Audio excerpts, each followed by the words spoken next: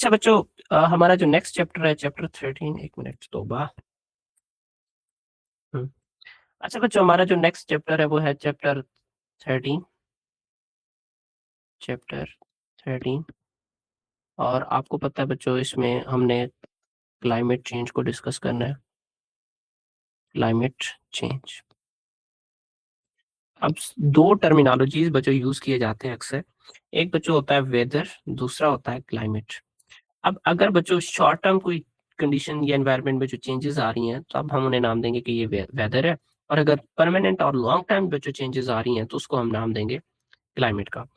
हाँ, कि वेदर क्या चीज है कि weather refers to short term conditions of atmosphere such as rain, sunshine, wind, इसी तरीके से टेम्परेचर ओवर आवर्स और डेज, मतलब कुछ दिन बारिश होती है, हर वक्त तो बारिश नहीं होती, एक्सेट्रा। तो जो शॉर्ट टर्म जो चेंजेस है एटमॉस्फेयर के उसको हम नाम देते हैं वेदर का। और climate describes the average weather patterns in a region over a long period, कि एक साल में क्या क्या चेंजेस आई हैं, उस साल को प्रीवियस साल के साथ कंपेयर किया जाता है। 30 साल में, 40 साल में, 50 साल में, एक्सेट्रा 100 साल में क्या क्या चेंजेस आई हैं। तो इस चीज को डिस्कस करना क्या कहलाता है बच्चों? क्लाइमेट कहलाता है। स्टार्ट करते हैं कि weather and climate are closely related but not same, कि ये एक दूसरे से मिलते जुलते टर्मिनोलॉजीज तो हैं बट इनका काम या दोनों सिमिलर नहीं है। Understanding climate change is essential to study biodiversity loss, ecosystem imbalance and environmental sustainability। ठीक है, आपको पता है विद रिस्पेक्ट टू टाइम जो बायोडाइवर्सिटी है वो लॉस होती जा रही है, उसके पीछे क्या रीजन है?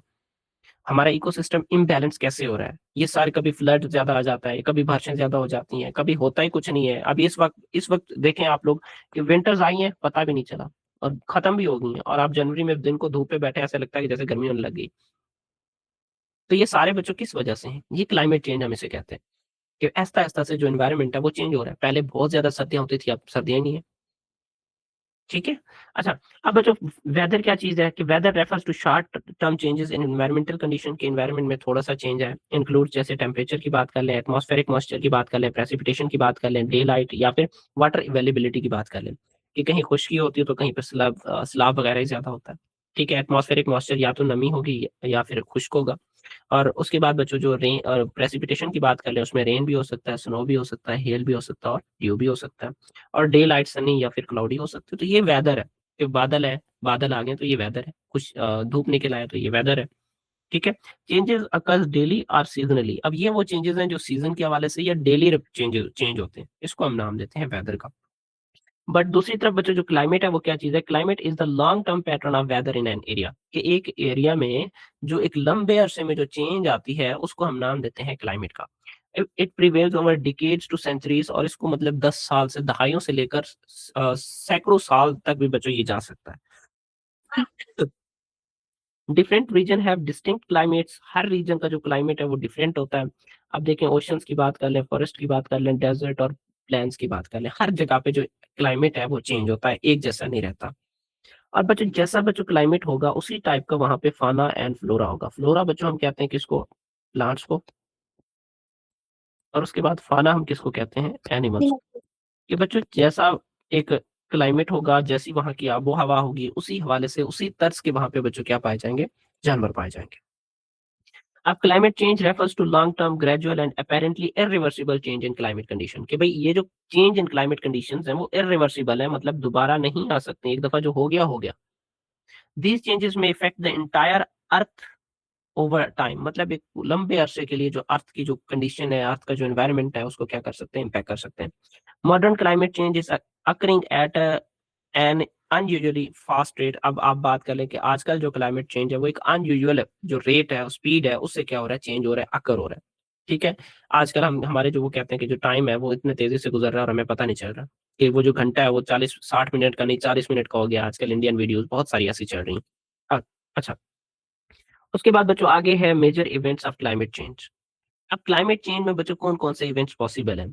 Rise in global atmospheric temperature, के हमारा जो एटमॉस्फेरिक टेम्परेचर है वो बढ़ जाए। ओशंस में बच्चों एसिडिफिकेशन हो जाए, एसिड्स की, कार्बोनेट्स की एक्यूमुलेशन ज्यादा हो जाए। सीजनल जो ड्यूरेशन है बच्चों उसमें चेंज आ जाए। जो मूनसून या जो रेनफॉल पैटर्न्स हैं बच्चों उसमें चेंज आ जाए। एक्सट्रीम हीट या एक्सट्रीम कोल्ड भी बच्चों हो सकती है। स्वेयर फ्लड और ड्राउट्स वगैरह भी हो सकती हैं। तो ये वो बच्चों क्या है इवेंट्स हैं जो इस क्लाइमेट चेंज में अकर होते हैं। अच्छा, अब उसके बाद natural and anthropogenic climate change. बच्चों नेचुरल तो आपको पता है वो आता ही रहता है, जैसे वोल्केनिक इरप्शन की बात कर लेंगे, अर्थ ऑर्बिटल वेरिएशंस की, अर्थ जो रोटेट करता है बच्चों उस ऑर्बिटल्स वेरिएशन की वजह से, या और भी 2-3 ऐसे वेरिएशंस हैं, परसेशन है, या जो अर्थ की जो टिल्ट मोशन है, ठीक है, या फिर इसी तरीके से एक्सेंट्री की बात कर लें, ठीक है। अब वो एक अलग चीज़ है, वो एक नेचुरल कॉज़ है बच्चों, जिसको ज़्यादा टाइम लगता है। बट वो जो आर्टिफिशियल है या जो एंथ्रोपोजेनिक चेंजेज़ हैं, ह्यूमन मेड चेंजेज़ हैं, वो फौरन हो जाती हैं। However, today the term climate change mainly refers to human-induced anthropogenic changes. वो कह रहे हैं कि आजकल जो ये चेंज आ रहा है उसको आप इंसानी कंसीडर करें कि ये सारा इसके पीछे किसका करता धरता है, इंसानों का। Accelerated after the industrial revolution, कि जब से इंडस्ट्रियल रेवोल्यूशन आई है, इंडस्ट्रियल एरा आया है, तब से क्या हुआ है कि जो क्लाइमेट है वो चेंज होने लग गया। अब काजेज ऑफ क्लाइमेट चेंज बच्चों, Earth's climate depend upon balanced energy of entering and leaving atmosphere, कि भाई ये जो अर्थ का जो क्लाइमेट है वो उस आने वाले एनर्जी की अमाउंट पे और वहां से जाने वाली एनर्जी की अमाउंट पे डिपेंड करता है। अगर बैलेंस है तो ठीक है, अगर बैलेंस नहीं है तो फिर क्लाइमेट चेंज हो जाएगा। अब this balance is disturbed by natural factors and anthropogenic factors. Anthropogenic factors बच्चों वही कह रहा हूँ कि man made factors, man made factors, कि वो जो इंसानों की वजह से, इंसान जो एक ऐसा काम करते हैं उसकी वजह से। अब उसके बाद बच्चों नेक्स्ट फर्स्ट केस किसकी बात कर रहे हैं, नेचुरल फैक्टर्स की बात कर रहे हैं, जिसमें वोल्केनिक एक्टिविटी होती है कि लार्ज वोल्केनिक इरप्शन अकर्स, ठीक है, कि वो जो लावे फटते हैं जिससे डस्ट, एशेस, सल्फर डाइऑक्साइड बच्चों गैस खारिज होता है। अब ये क्या करता है, सनलाइट को ब्लॉक करता है एंड टेम्परेरी कूलिंग काज करता है बच्चों, बट उसके साथ साथ बच्चों ये कार्बन डाइऑक्साइड रिलीज करता है, जो कि क्या करता है, contribute the green house effect in a long term changes, कि वो ग्रीन हाउस इफेक्ट क्रिएट करता है जिसकी बेस पे लॉन्ग टर्म जो चेंजेस हैं बच्चों वो इंड्यूस हो जाती हैं। अच्छा, अब उसके बाद बच्चों नेक्स्ट क्या है कि नेचुरल फैक्टर्स, सोलर वेरिएबिलिटी, ठीक है। अब सन से energy output varies over a time, कि वो जो सन से जो एनर्जी निकलती है वो चेंज होता रहता है। अब अगर सन की जो सोलर एक्टिविटी है बच्चों वो क्या होगी, अगर बढ़ गई तो more solar radiations will reach to the earth, कि अर्थ तक ज्यादा सोलर रेडिएशंस आएंगे एंड काजेस टेम्परेरी वार्मिंग, और टेम्परेरी जो वार्मिंग है बच्चे वो काज होती है। Solar cycles influence the earth climate change naturally, कि अब ये जो सोलर साइकिल्स हैं, कभी धूप ज्यादा पड़ जाना, कभी कम हो जाना, ये एक नेचुरल फैक्टर है। अच्छा, अब उसके बाद नेक्स्ट बच्चों जो नेचुरल फैक्टर है वो है मेलनकोविच साइकिल।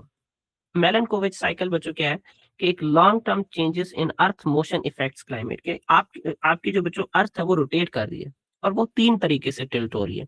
इसमें देखें यहाँ पे कि एक एक्सियल टिल्ट है, दूसरा परसेशन है, तीसरा एक्सेंट्रिसिटी है, एक्सेंट्रिसिटी। तो अब ये 3 फैक्टर्स हैं जो किसके इस मेलनकोविच साइकिल में आते हैं बच्चों। अब ये भी क्या कर रहे हैं कि नेचुरली अर्थ में जो लॉन्ग टर्म चेंजेस हैं या हमारे जो क्लाइमेट है उसमें लॉन्ग टर्म चेंजेस इंड्यूस करवा रहे हैं। अब बच्चों क्या है कि ये एक्सेंट्रिसिटी है, एक्सियल टिल्ट या ओब्लिक क्यूटी कहते हैं इसको बच्चों। अब इसी तरीके से प्रोसेशन भी इसमें आ जाता है बच्चों। The cycle change the amount and distribution of sunlight reaching to the earth, कि अर्थ जमीन पर जो आने वाली जो सनलाइट है, ठीक है, उसकी जो अमाउंट है उसको क्या कर देता है, चेंज कर देता है। अब बच्चों फर्स्ट है एक्सेंट्रिसिटी। अब refers to change in shape of earth orbit, कि वो जो आपको पता है पहले जो ना हम इस तरह का इसका ऑर्बिट कंसीडर करते हैं, बाद में इसी ऑर्बिट को थोड़ा ओवल बना लेते हैं। अब देखें अर्थ का जो ये है ऑर्बिट है वो थोड़ा फॉर एग्जांपल इस सनलाइट से थोड़ा दूर हो गया। अब दूर हो गया तो आपको पता है फिर क्या होगा, इससे जो ग्लोबल जो क्लाइमेट पैटर्न है वो चेंज हो जाएगा, ठीक है, कि वो जो अर्थ का जो ऑर्बिट है वो सर्कुलर और एलिप्टिकल उसके दरमियान में वो क्या हो जाता है, चेंज हो जाता है। अब ज़ाहिर सी बात है इसमें वो जो टाइम पीरियड 100,000 ईयर्स है, बहुत लंबा टाइम है, बट उससे भी क्या हो रहा है, इम्पैक्ट हो रहा है। अब सेकंड बच्चों एक्सियल टिल्ट, जिसको हम ऑब्लिक्विटी कहते हैं। अब इसमें क्या होता है कि फॉर एग्जांपल बच्चों ये अर्थ है, अब ये इसका ये एक्सिस है, तो ये कभी बच्चों अर्थ मतलब इस साइड पे थोड़ा हो जाता है, मतलब ये यहाँ पे आप देख लें कि जैसे ये कोई इधर होगा, अलग से मैंने कोई डाला होगा शायद, नहीं डाला, ठीक है। ये चले मैं यहाँ पे ही समझा देता हूँ कि बच्चों ये अर्थ का एक्सिस है और अर्थ भी क्या कर रही है बच्चों, इसके इर्द-गिर्द क्या कर रही है, रोटेट कर रही है। कभी अर्थ मतलब थोड़ा-सा इस साइड पे टिल्ट हो जाता है, कभी इस साइड पे टिल्ट हो जाता है, मतलब अपनी एक्सिस से इधर-उधर स्पिन हो जाना, ठीक है। अब ये यहाँ पे देखें अर्थ का जो बच्चों एंगल है वो कितना होता है, 23.5। ये 23.5 से थोड़ा मतलब एवरेज है। ये मैं चले कहता हूँ कि ये देखें ये इसका एवरेज कितना है, 23 पॉइंट बच्चों क्या है, 5 है। बट कभी-कभी ऐसा होता है कि ये कम हो जाता है, 22.1 पे आ जाता है और कभी-कभी कितना 24.5 पे आ जाता है। मतलब थोड़ा-सा अर्थ जो है ना दूसरी तरफ अचक जाता है। ठीक है? अब ये जो टिल्ट है, ठीक है? अब इस टिल्ट की जो ड्यूरेशन होती है वो भी कितनी होती है, 4100,000 ईयर्स। जब एक साइड पे ज्यादा एक साइड पे चला जाएगा तो टेम्परेचर भी चेंज हो जाएगा। तो इससे जो सीजनल इंटेंसिटी है बच्चों वो क्या हो जाती है, चेंज हो जाती है। अब उसके बाद बच्चों इसी तरीके से परसेशन है। परसेशन क्या है कि wobbling motion of earth axis, कि वो जो अर्थ एक्सिस की जो स्पिनिंग मोशन है बच्चों, ठीक है, उसको हम नाम देते हैं परसेशन का। अब इसकी जो ड्यूरेशन है बच्चों वो कितनी है, 2600,000 ईयर्स है। It is the time of season, इससे जो सीजन्स की जो टाइमिंग है बच्चों के, वो जो सालों का बदलना एक्सेट्रा, ये मौसमों का बदलना, उससे उनमें चेंजेस आती हैं। अब एक और नेचुरल फैक्टर है बच्चों, ओशियन करंट्स, कि ocean store and distribute the heat through the currents, के जो ओशियंस हैं वो वाटर हीट को स्टोर करती हैं और करंट के जरिए उसे डिस्ट्रीब्यूट करती हैं। अब change in currents effect temperature and rainfall patterns, के अगर उन जो करंट्स हैं, ठीक है, वाटर वेव्स हैं, उनमें अगर चेंजेस आती हैं तो उससे क्या होगा कि टेम्परेचर और रेनफॉल पैटर्न्स में भी चेंजेस आ जाएंगी। अब इसकी दो एग्जांपल है, ई एल नीनो और एल ए नीना, ठीक है, ई एल नीनो और दूसरा एल ए नीना।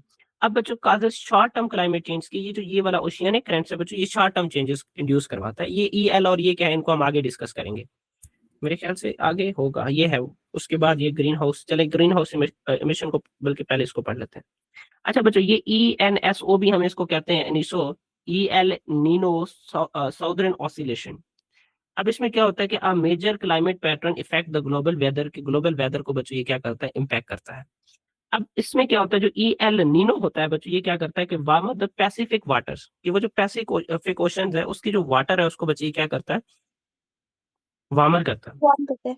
अब उससे क्या होगा कि causes flood in some areas and drought in some areas, की एक साइड पे ज्यादा ठंडा हो जाएगा, दूसरे साइड पे क्या हो जाएगा, गर्म हो जाएगा। जैसे एक साइड पे बारिशें ज्यादा हो जाएंगी और दूसरे वहां पे जब बारिशें ज्यादा हो जाएंगी तो वहां पे फ्लड काज हो जाएगा, और दूसरी साइड पे खुश्की होगी, कुछ भी नहीं होगा। ई एल नीनो में क्या होता है कि जो वाटर है पैसिफिक ओशन का वो क्या हो जाता है, वार्मर। वार्मर हो जाता है। ठीक है, अब जैसे ये एवापोरेशन, यहाँ पे देखें, हीट अगर ज्यादा होगी तो वो एवापोरेट होकर ऊपर चली जाएगी, ऊपर चली जाएगी तो वो फिर बारिश की फॉर्म में नीचे आ जाएगी। बात क्लियर है? यस। हम्म। अच्छा, अब उसके बाद एल ए नीना है, ठीक है, कि ये अब कूलर पैसिफिक वाटर, और इसमें बच्चों जो पैसिफिक ओशंस है उसका जो वाटर होता है बच्चों वो कूलर होता है। अब increase rainfall in south east Asia, और साउथ ईस्ट एशिया में जो बारिशें हैं, ठीक है, ये इस साइड पे उसको क्या कर देता है बच्चों, बढ़ा देता है। और इससे क्या होगा कि कूलर कंडीशंस होंगी, ड्रायर कंडीशंस इन साउथ अमेरिका, तो उसके अपोजिट जो ये अमेरिका वाली साइड है उस साइड पे क्या होगा, अमेरिका वाली साइड पे अमेरिका, वो बच्चों कौन सा होगा, ड्रायर कंडीशन होगा, वहां पे मतलब ठंडा एनवायरमेंट होगा।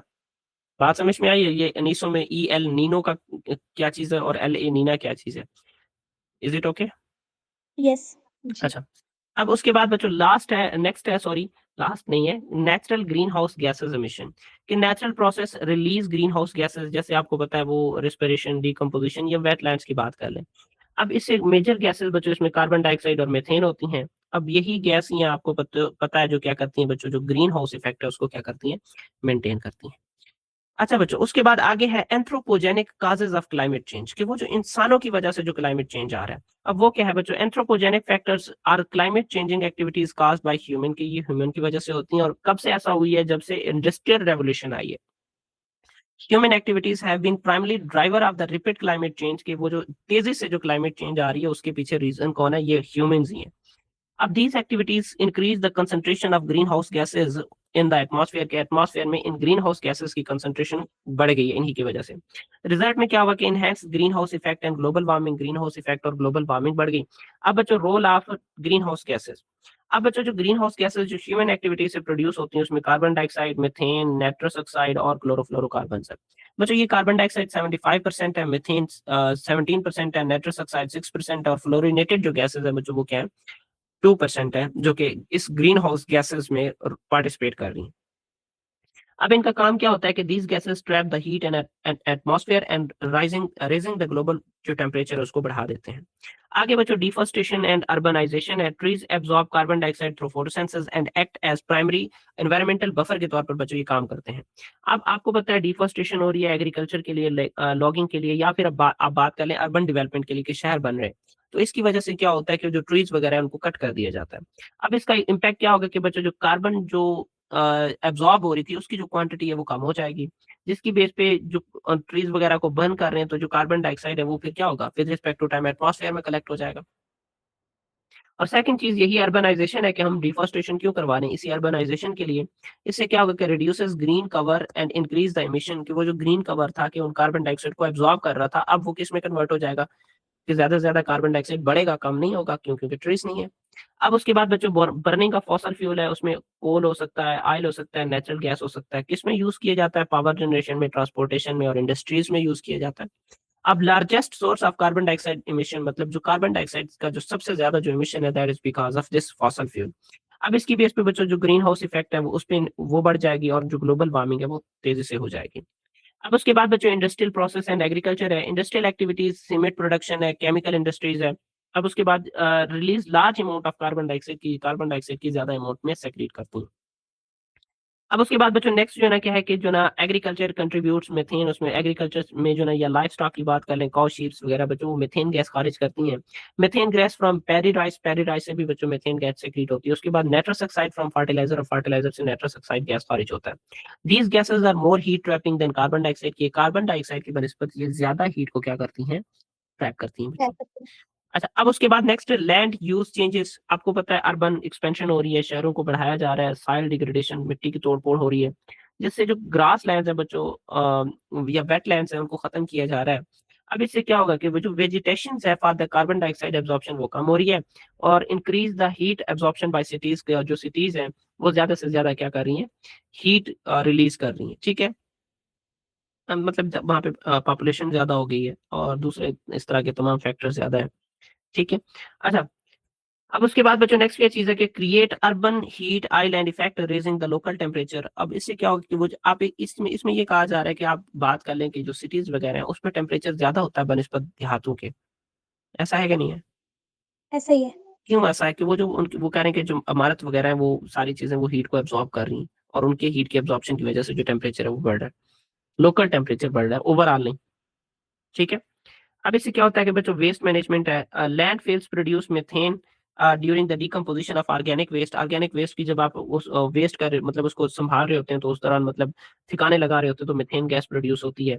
Improper waste management increases food waste, और उसके बाद प्लास्टिक एंड डिस्कार्डेड मटेरियल वगैरह। ठीक है, उससे क्या होता है कि जो मतलब अगर आप प्रॉपर वेस्ट मैनेज नहीं कर रहे तो वो जो फूड है वो वेस्टेज, एक तो पहली बात तो ये, दूसरी चीज ये प्लास्टिक वगैरह ऐसे ही फेंक देंगे या इधर उधर चला जाएगा तो वो पोल्यूशन ही काज करेगा। Methane is a powerful green house gas, कि मीथेन एक पावरफुल ग्रीन हाउस गैस है, इंटेंसिफाइंग द क्लाइमेट चेंज, जो कि क्लाइमेट चेंज को बढ़ा रहा है। अब उसके बाद बच्चों ट्रांसपोर्टेशन है, transportation relies heavily on petrol and diesel vehicles वगैरह पे डिपेंड करता है। अब एयरप्लेन्स की बात कर लें, शिप्स की बात कर लें, अब ये सारे सारे के सारे किस पे डिपेंड करते हैं, उसी फॉसल फ्यूल पे डिपेंड करते हैं। अब ये क्या काज करेंगे बच्चों, कार्बन डाइऑक्साइड रिलीज करेंगे। Rapid growth in vehicle numbers has significantly increase the air pollution, के वो जो व्हीकल्स की नंबर बढ़ रही है तो एयर पोल्यूशन भी इंक्रीज हो रही है, और ग्रीन हाउस जो गैस जो इमिशन है बच्चों, ग्रीन हाउस गैसेस की जो इमिशन है वो भी बढ़ रही है। अब इसी तरीके से बच्चों aerosols and chemicals and human made aerosols come from industrial pollution and burning of fossil fuel. अब ये कहाँ से आते हैं, इंडस्ट्रीज, जाहिर सी बात है इंडस्ट्रीज से प्रोड्यूस होती हैं, वो पोल्यूशन काज करती हैं, फॉसल को बर्न करते हैं तो ये उससे भी आपको पता है हार्मफुल गैसेस, ये ग्रीन हाउस गैसेस रिलीज होती हैं। सम रिफ्लेक्ट सनलाइट, कुछ जो है ना सनलाइट को रिफ्लेक्ट करती हैं जो कूलिंग का बेस बनता है, और कुछ ऐसे होते हैं जैसे ब्लैक कार्बन सूट, वो हीट को एब्जॉर्ब करके वार्मिंग काज करते हैं। अब कुछ इसी तरीके से जो क्लोरोफ्लोरोकार्बन्स हैं जो ओजोन लेयर को डैमेज करते हैं, एक्ट एज अ पावरफुल जो ग्रीन हाउस गैस है उसके तौर पर काम करते हैं। मुझे यहाँ ये तक बताओ, ओके, यहाँ तक या आगे मैं ये फाना और फ्लोरा पढ़ा दूं, ये भी इजी है। पढ़ा दे। अच्छा बच्चों, उसके बाद है क्लाइमेट चेंज एंड बायोडाइवर्सिटी। आपको पता है बच्चों बायोडाइवर्सिटी का क्या मतलब है, बायोडाइवर्सिटी बच्चों, बायो हम कहते हैं आपको पता है लाइफ को, और लीफ लिख रहा हूँ, कौन कौन बैठे हुए यहाँ पे। बायो का क्या मतलब है बच्चों, लाइफ। लाइफ। और उसके बाद डाइवर्सिटी हम कहते हैं वैरायटी को, मतलब वैरायटी ऑफ लाइफ। आपको पता है शुरू में हर किस्म की बच्चों क्या थी, हर किस्म का ऑलमोस्ट जो स्पीशीज है बच्चों, स्पीशीज बच्चों मौजूद था, बट वो उस एनवायरनमेंट को, उस आने वाले जो चेंजेस हैं उन एनवायरनमेंट को वो अडॉप्ट नहीं कर पाया। क्या नहीं कर पाया? अडॉप्ट नहीं कर पाया। और विद रिस्पेक्ट टू टाइम बच्चों वो फिर क्या हो गया, डाई हो गया या एक्सटेंट हो गया। क्या हो गया? एक्सटेंट हो गया। एक्सटेंट हो गया। अब biodiversity includes all the living organism of an area, जिसमें फ्लोरा भी आता है, फाना भी आता है, मतलब प्लांट्स और एनिमल दोनों आती हैं। Climate change effects all component of the environment, की एनवायरनमेंट के तमाम कंपोनेंट्स को बच्चों क्या करता है, इंपैक्ट करता है। Biodiversity is one of the most severely affected component, की बायोडाइवर्सिटी सबसे ज्यादा मुतासिर हुई है। अब चेंजेस इन क्लाइमेट डिस्टर्ब, जिससे स्पीशीज का बच्चों जो हैबिटाट है वो डिस्टर्ब हो जाता है, स्पीशीज डिस्ट्रीब्यूशन इंपैक्ट होती है, उनकी जो सर्वाइवल और उनकी जो रिप्रोडक्शन है वो भी क्या हो जाती है, इंपैक्ट हो जाती है बच्चों। अब उसके बाद नेक्स्ट क्या चीज है? सर जी जी जी बोले बोले बोले। सर जी ये स्पीशीज डिस्ट्रीब्यूशन कैसे होती है? मुझे ये बताओ, मैंने लास्ट टाइम भी बहुत सारे ऐसे स्पीशीज की, मेरे ख्याल से मैंने कहा था कि वो अगर आप जंगल में से रोड बना रहे हैं वो उस रोड को नहीं क्रॉस करेंगे, तो स्पीशीज एक जगह से दूसरी जगह जाएंगी नहीं। बहुत सारी ऐसी स्पीशीज है, मतलब वो चल नहीं सकती या फिर डर जाती हैं इन चीजों से। सर वो उनका नस्ल सर खत्म होता है ना सर, वो एक्सटिंक्ट होती है। डिस्ट्रीब्यूशन का यही मतलब है बच्चों कि वो एक जगह से दूसरी जगह जा ही नहीं सकती, रोटेट मूव नहीं कर सकती, और स्पेसिफिक जगह पे उनकी आबादी एक ही जगह पे रहती है। अगर सिर्फ इस क्लाइमेट चेंज की वजह से एनवायरनमेंट डिस्टर्ब ना होता, तो मुझे ये बताएं कि बहुत सारी स्पीशीज ऐसी हैं जो सिर्फ एक ही जगह पे ज्यादा है, दूसरी जगह पे उनका नामो निशान ही नहीं है। कीवी सिर्फ न्यूजीलैंड में है। ठीक। इस चीज को हम नाम देते हैं स्पीशीज डिस्ट्रीब्यूशन। कैसे बहुत सारे स्पीशीज हैं बच्चों, वो एक ऐसा समझ लें कि फॉरेस्ट से, प्लेन से गुजर के दूसरे फॉरेस्ट में नहीं जा सकते। ठीक है। Impact of climate change on flora और plants. Plant depend upon specific environmental condition, जैसे temperature, rainfall and soil quality. The climate change alter this condition, की क्लाइमेट चेंज की वजह से ये कंडीशन चेंज हो जाते हैं। As a result plant species poorly grow, become stressed and may disappear from certain region, और एक किसी खास रीजन से बच्चों को क्या हो सकते हैं, गायब हो सकते हैं। Changes in growing season. Growing season is the period when plant grow due to favourable temperature. आपको पता है हर प्लांट है वो एक फेवरेबल टेम्परेचर पे क्या करता है, ग्रो करता है। ठीक है। अब climate change caused longer growing season in some region, की क्लाइमेट चेंज की वजह से जो उनका जो ग्रोइंग सीजन है वो बढ़ जाता है, और दूसरी तरफ बच्चों जो ग्रोइंग सीजन है वो शॉर्टर हो जाता है किसी दूसरे साइड पे। अब बच्चों एक चीज मैं आपको बता दूं, जो गंदम है बच्चों, गंदम, अब ये ऐसा बच्चों प्लांट है जिसको कम वाटर चाहिए, कम पानी चाहिए, और कम उसे जो ना लाइट चाहिए। अब इसको बच्चों अगर आप समर में, मतलब इन गर्मियों में कास्ट करो तो ये होगी तो सही, लेकिन इसका लाइफ साइकिल तेज हो जाएगा। क्या हो जाएगा इसका लाइफ लाइफ साइकिल साइकिल? तेज क्यों? क्योंकि एनवायरनमेंट उसके मुताबिक नहीं है, इस वजह से वो जल्द अज जल्द यही कोशिश करेगी कि उसका लाइफ साइकिल कंप्लीट और बात खत्म। दूसरी तरफ बच्चों आप कॉटन की बात कर लें। अब अगर कॉटन को बच्चों लेस टेम्परेचर मिले, कॉटन को क्या मिले, लेस लेस टेम्परेचर। टेम्परेचर। अगर लेस टेम्परेचर मिले तो वो रिटेन हो जाएगी। वो सोचेगी कि मेरे जो फ्लावरिंग का या जो मेरे ग्रोथ का जो फ्रूट प्रोडक्शन जिसे हम कहते हैं कॉटन, तो वो टाइम ही नहीं आया। आप इसी वजह से देखें, शायद आप लोगों का एक्सपीरियंस नहीं हुआ, तो बच्चे जो कॉटन या जो कपास के जो पौधे साए में होते हैं ना, शेडेड एरियाज में, वो लंबे होते हैं। वो क्या होते हैं? लंबे। लंबे होते हैं। क्यों? उनको फील ही नहीं होता कि भाई हमारा वो रिप्रोडक्शन या हमारा जो फ्लावरिंग टाइम आया है कि नहीं आया। बट अगर आप उनको धूप पे ले आओ तो वो अपना लाइफ साइकिल कंप्लीट करेंगे, क्योंकि उनको उतनी फ्लावरिंग, उतनी जो लाइट ड्यूरेशन है वो मिल रही होती है। ये इस तरीके से क्या होते हैं बच्चों, ये हमारे जो डिफरेंट क्रॉप्स हैं वो क्या होती हैं, इम्पैक्ट होती हैं। अब उसके बाद these disturb change flowering time, fruit production, dormancy periods, इन तमाम चीजों को बच्चों क्या कर सकता है, इम्पैक्ट कर सकता है। Lead to reduced crop yield and ecosystem balance. जैसे यहाँ पे बात करें कि गंदम है बच्चों, वो इस विंटर के सीजन में, मतलब नवंबर, दिसंबर, जनवरी, फरवरी, मार्च, अप्रैल, यहाँ तक बच्चों वो सही ग्रो करता है। बट अगर आप उसे गर्मी में ज्यादा टेम्परेचर में ले जाए तो उसे क्या होगा, वो फौरन अपना लाइफ साइकिल कंप्लीट करेगा। जब लाइफ साइकिल कंप्लीट करेगा तो उस तरीके से प्रोडक्शन तो नहीं होगी जो हम चाहते हैं।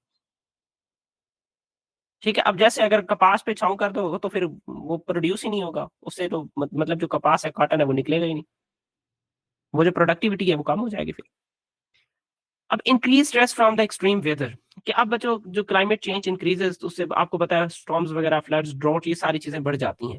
अब ड्रॉट में जो सॉइल है बच्चों आपको पता है वो ड्राई आउट हो जाता है, जिससे वाटर अवेलेबिलिटी कम हो जाती है और प्लांट मुरझा जाते हैं और मर जाते हैं। दूसरी तरफ बच्चों कि फ्लड है वो वाटर लॉग द रूट्स के, प्लांट्स वगैरह के रूट्स को भी उठा के ले जाता है। अब इससे जो प्लांट्स ही नहीं होंगे तो फिर ट्री का ऑक्सीजन सप्लाई कहाँ से आई? तो इससे जो प्लांट टिश्यूज की बात कर लें, वो भी अगर उनकी बात कर लें वो भी क्या हो जाएंगे, डैमेज हो जाएंगे। ठीक है। तो फ्लड में यही चीज है बच्चों कि जो प्लांट्स हैं उनके रूट्स को बहा के ले जाता है, उनको ब्रेक करके ले जाता है, दूसरी चीज उनके जो ऑक्सीजन एब्जॉर्प्शन कैपेसिटी है वो भी कम करवा देता है, और उसके बाद जो प्लांट के जो टिश्यूज हैं वो डैमेज हो जाते हैं, तो उससे प्रोडक्टिविटी भी कम हो जाएगी। पहली बात तो ये कि हमने बच्चों जितने भी फ्लड देखे हैं ना, जो भी इस कॉटन के सीजन में आए हैं, उसके बाद मैंने कॉटन को बच्चों दोबारा ग्रो होते हुए नहीं देखा। तो सारी की सारी फसल क्या हो जाती है, तबाह हो जाती है। ये इम्पैक्ट होता है। 2000 2010 का मेरे ख्याल 2010 या 2013 का सैलाब मुझे अच्छे तरीके से याद है बच्चों। ठीक है, तो मुझे याद है कि ऐसे मेरे ख्याल से रोड था। ठीक है, हमारा घर ऐसे था, यहाँ पे किसी और का वो कहते हैं आड़त, समथिंग ऐसा वो था। अब यहाँ से उन्होंने रोड को बच्चे तोड़ा था, और हम क्या करते थे दिन को यहाँ पे इसी फ्लड के पानी में आके नहाते थे। खेलते थे, बड़ा बड़ा मतलब हैवी जगह थी, मतलब बहुत नीचे खड्डा बन गया था जिसे कहते हैं, इसमें हम नहाते थे, खेलते थे। तो स्पीड से पानी आता था ना, असल में वो मजा ही उस स्पीड वाले पानी का था, इस वजह से। तो बच्चों अब यही है कि मैं वही बात कर रहा हूँ कि बच्चों 2010 में 2013 में जो सैलाब मैंने देखा अपनी आंखों से, उसके बाद मैंने कोई सैलाब ही नहीं देखा। ठीक है, 2013 के बाद हो सकता है अभी 2023 में 24 में आया था, बट हम नहीं थे उधर, हम इधर थे। अच्छा, अब इससे बच्चों इससे क्या हुआ कि वो जो फ्लड है, ठीक है, उसने क्या किया, कॉटन को पूरी की पूरी फसल को तबाह कर दिया। एक दफा ऐसा समझ ले फ्लड का पानी उधर से गुजर गया ना, तो समझ लो वो फसल तबाह। सर जी हमारे इलाके में तो ये कॉटन की फसल नहीं होती है। वो गर्म इलाकों में होती है ना, मैं इसी वजह से अपने इलाके की बात कर रहा हूँ। साथ में मैंने अपने नहाने वाला सीन भी बता दिया ना, तैरने वाला सीन। ठीक है। अच्छा, अब उसके बाद बच्चों migration of plants. Plants can't move like animals, कि भाई प्लांट्स मूव नहीं कर सकते। However plants seed can disperse through wind, water and animals, इनकी मदद से डिस्पर्स हो सकते हैं। अब उसके बाद बच्चों क्या है, due to climate change some plant shift to a new suitable region, कि वो जो डिस्पर्स हुई हैं वो एक ऐसे रीजन में गई हैं जहाँ पे वो ग्रो हो सकती हैं। बट अगर वहां पे जहाँ पे ये लोकेटेड है वहां पे अगर ओरिजिनल जो हैबिटाट है अगर वो इर्रेगुलर हो गया, मतलब सूटेबल ना हुआ, तो प्लांट जो नेटिव प्लांट थी वो वहां से क्या हो जाएंगी, डिस्टर्ब हो जाएंगी, खत्म हो जाएंगी। This leads to change in vegetation pattern, loss of native species, जो मतलब मकामी जो स्पीशीज है वो खत्म हो जाती हैं, और जो वेजिटेशन पैटर्न है वो भी क्या हो जाता है, चेंज हो जाता है। उसके बाद बच्चों इम्पैक्ट ऑफ, ये इसमें स्लाइड्स वगैरह पुट करने, वो क्या कहते हैं, इमेज वगैरह पुट करनी थी, बट हुआ ये है कि मैंने पिछले वहां तक पढ़ाना था, ये वैसा टॉपिक मुझे अच्छा लगा, मैंने कहा ये भी पढ़ा देते हैं। अब impact of climate change on फाना, मतलब एनिमल्स पे क्लाइमेट का क्या चेंज होता है बच्चों। Animals are highly sensitive to change in climate, के एनिमल्स ज्यादा सेंसिटिव है, ज्यादा उनको इम्पैक्ट पड़ता है क्लाइमेट चेंज का, क्योंकि आपको पता है वो डायरेक्टली डिपेंड करते हैं प्लांट पे। आपको पता है अगर प्लांट की प्रोडक्शन कम आ गई तो एनिमल्स में भी फूड कंपटीशन बढ़ जाएगी। दूसरे एनिमल्स पे डिपेंड करते हैं, स्टेबल हैबिटाट एंड सीजन पे वो क्या करते हैं, डिपेंड करते हैं। आपको पता है हमारे आधे से ज्यादा ऐसे हैं, जैसे पाकिस्तान में जंग होने लग जाए तो वो बाहर निकल जाते हैं, जैसे ही वो ठीक हो तो आ जाते हैं। ठीक है, तो ये सारी चीजें होती हैं कि बच्चों अगर एनवायरनमेंट सूटेबल है, प्रॉपर है, तो लोग रह रहे हैं, अगर एनवायरनमेंट चेंज हुआ तो वो लोग वहां से हटने की कोशिश करेंगे। अब क्लाइमेट चेंज बच्चों अगर डिस्टर्ब हो गया तो उससे हमारा जो फूड चेन है वो भी डिस्टर्ब हो जाएगा, और शेल्टर भी क्या हो जाएगी, डिस्टर्ब हो जाएगी, और रिप्रोडक्शन एंड जो सर्वाइवल रेट है वो भी क्या हो जाएगी बच्चों, डिस्टर्ब हो जाएगी। फर्स्ट बच्चों ये है हैबिटाट लॉस। अब राइजिंग ग्लोबल टेम्परेचर, आपको पता है ग्लोबल टेम्परेचर बढ़ रहा है, जिसकी बेस पे जो ग्लेशियर्स है और सी आइस बच्चों वो मेल्ट हो रहा है। अब राइजिंग सी लेवल और जो सी लेवल है उससे वो बढ़ रहा है। अब इससे क्या होती है बच्चों, डिजर्टिफिकेशन भी दूसरी तरफ हो रही है। ठीक है, जो फर्टाइल लैंड्स है बच्चों वो डेजर्ट वगैरह में कन्वर्ट हो रहे हैं। अब यहाँ पे देखें पोलर बियर्स की बात करें कि वो सील्स वगैरह पे ईट करता है, ठीक है, ऑन सी आइस पे, फॉर हंटिंग एंड रेस्टिंग। अगर आपको पता है कि अगर ये हैबिटाट मतलब जो आइस वगैरह, सी आइस वगैरह वो पिघलने लग जाए तो उससे क्या होगा, पोलर पोलर बियर्स के लिए जो फूड कंपटीशन है वो बढ़ जाएगी। अगर बढ़ जाएगी तो वो फिर उसके बाद उसकी डेथ हो जाएगी। Melting ice reduces their habitat and threatening the survival, कि अब जैसे ही बच्चों आइस वगैरह मेल्ट हो जाएगा तो उनकी हैबिटाट डिस्टर्ब हो जाएगी, और उनसे उनकी जो सर्वाइवल रेट है वो भी क्या हो जाएगी, चेंज हो जाएगी या खत्म हो जाएगी, या उसके लिए खतरा बढ़ जाएगा। Habitat losses forces animals to migrate, कि एनिमल्स को फोर्स करेगा कि वो माइग्रेट करें। compete for the limited resources के, लिमिटेड रिसोर्सेज के लिए वो compete करें, and face the population decline, और जो पॉपुलेशन डिक्लाइन है जाहिर सी बात है आबादी है उसमें कमी आ जाएगी। ठीक है, अब disruption of migration and hibernation. अब many animal depend upon seasonal cues, temperature, daylight. ठीक है, टेम्परेचर और डे लाइट पे डिपेंड करते हैं, मतलब उसकी बेस पे वो माइग्रेट करते हैं या हिबरनेट करते हैं। अब आपने बहुत सारे, सर आप कहाँ हैं, अच्छा, बहुत सारे ऐसे प्लांट्स होते हैं बच्चों जो आप मेरे ख्याल से वो कौन सा था, हाबरा बास्टर था, हाबरा बास्टर प्लांट वो बर्ड है ना, custard plant, oh sorry bird. अब बच्चों ये सर्दियों के मौसम में और रशिया वाली साइड से उन इलाकों से उठ के ये पाकिस्तान की तरफ आना शुरू हो जाते हैं, क्योंकि वहाँ का टेम्परेचर इतना सूटेबल नहीं होता। इस वजह से वो इस साइड के पे माइग्रेट करके आते हैं। तो अब बच्चों क्लाइमेट चेंज अगर आ गया तो उनकी वो जो टाइमिंग है उनमें भी चेंजेस आ जाएँगे। ठीक है, बर्ड्स में arrive at a breeding ground before the food is available, कि वो ब्रीडिंग रिप्रोडक्शन के लिए जो ब्रीडिंग सीज़न है वहाँ पे उस जगह पे पहुँचेंगे और वहाँ पे वो कंडीशन अवेलेबल ही नहीं है, फूड है ही नहीं। ठीक है, अब कॉन्सिक्वेंसेस क्या हो जाएँगे, स्टार्वेशन हो जाएगी, reduced reproduction success and decline in population size आके मर जाएँगे, जिनसे उनकी आबादी कम हो जाएगी। अब इसकी एग्ज़ाम्पल में मेरे ख्याल से यहाँ पे एक और भी दिया हुआ था, हाइबरनेशन। अच्छा, ये हाइबरनेशन की बात इन्होंने नहीं की। बच्चों हाइबरनेशन ये होता है कि जो प्लांट है ज़्यादा टेम्परेचर मतलब सर्दी होने की वजह से, उस प्लांट की बात कर रहा हूँ, सॉरी एनिमल। ज़्यादा सर्दी होने की वजह से वो क्या करते हैं, अपनी जो मेटाबॉलिक एक्टिविटीज़ है उन्हें रोक देते हैं। मेटाबॉलिक एक्टिविटीज़ को क्या कर लेते हैं बच्चों, रोक देते हैं। ना मेटाबॉलिक एक्टिविटीज़ होंगी, ना फूड की ज़रूरत होगी। अब अगर ये जो सीज़नल चेंज है, टेम्परेचर चेंज है, अगर वो गलत टाइम पे उठ गए, क्या हो गया? गलत टाइम पे हाइबरनेशन से उठ गए, उससे क्या होगा? फूड अवेलेबल नहीं होगा, फिर क्या करेंगे? मर जाएँगे। ठीक है? ये बहुत सारे ऐसे एनिमल्स हैं जो जो सडन जो आपको पता है जो एनवायरमेंटल चेंज है, सडन जो एनवायरमेंटल चेंज है उसको बर्दाश्त ही नहीं कर सकते और मर जाते हैं। अब इसकी एग्ज़ाम्पल में बच्चों वो आप मरी की बात कर लें कि सडन जो टेम्परेचर फॉल आया था, जिसकी बेस पे लोग गाड़ियों में मर गए, जिसको वो बर्दाश्त ही नहीं कर पाए। तो ऐसे बहुत सारे अगर एनवायरनमेंट मतलब कंडीशंस अगर हो जाते हैं, क्लाइमेट चेंज अगर हो जाता है, तो उससे स्पीशीज़ की माइग्रेशन, उसकी हाइबरनेशन, ये सारे इम्पैक्ट हो जाते हैं। अब उसके बाद बच्चों चेंज इन फूड अवेलेबिलिटी, ठीक है? कि आप देखें climate change effect the plant growth, insect population and prey species distribution, सारी चीज़ों को इम्पैक्ट करता है। प्लांट नहीं होंगे तो एनिमल फूड पे उसी प्लांट पे डिपेंड करते हैं फॉर फूड। फूड कम हो जाएगा, फूड कम हो जाएगा तो कॉम्पिटिशन बढ़ जाएगी, कॉम्पिटिशन बढ़ेगी तो लोग एक-दूसरे को मारना स्टार्ट कर देंगे। जिससे एक टाइम ऐसा आएगा कि जो स्पीशीज़ है वो एक्सटिंक्ट हो जाएगी।